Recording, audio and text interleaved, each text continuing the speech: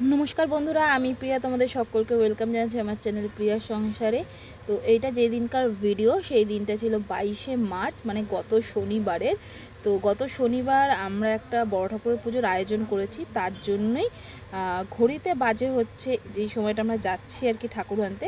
তো সেই সময়টা ছিল হচ্ছে 11টার দিকে, কিন্তু ওয়েদার খুব খারাপ, মানে ঝড় বৃষ্টির বিশাল সম্ভাবনা। আর সেদিনকে ছিল আইপিএলের উদ্বোধন। তো সেই ঝড় বৃষ্টি কিছুক্ষণের জন্য থেমেছিল, তো তার মধ্যেই গেছি বাইকে করে ঠাকুর আনতে।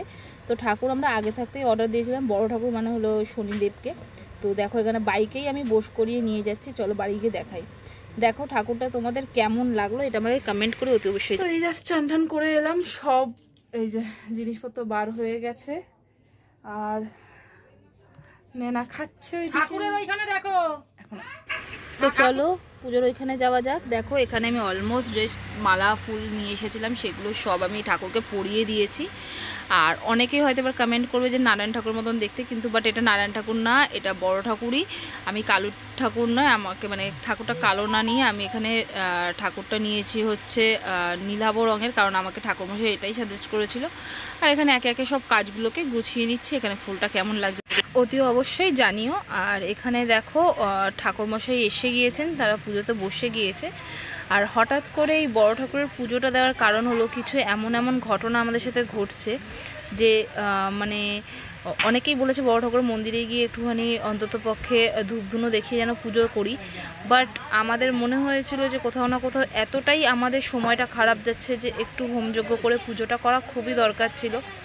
আর বড় ঠাকুর তো গ্রহরাজ, হয়তো গ্রহর ফের হয়তো সেটা কাটানোর জন্য এটা দরকার ছিল, তাই একটা ছোটোখাটো পুজোর আয়োজন আমরা করেছি। আর বড় ঠাকুরের পুজো তো তোমরা সবাই জানো যে ঘরের ভেতরে হয় না, তো রাস্তার উপরে আমাদের একটা জায়গা আছে পরিষ্কার পরিচ্ছন্ন, এবং ওখানে সবাই বসে খেলা ঠেলা দেখে।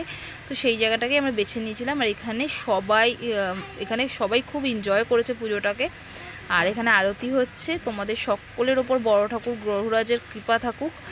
আর আজকের এই ভিডিওটা কেমন লাগলো কমেন্ট করে কিন্তু অতি অবশ্যই জানিও। কিন্তু আজকের দিনেও আমার সাথে একটা ঘটনা ঘটে গিয়েছিল, এটা আমি তোমাদেরকে শেয়ার করেছিলাম যে আমাদের পুজোর সময় আমার ফোনটা খারাপ ছিল এতদিন, ওই জন্য আমি ভিডিও দিতে পারিনি কোনো।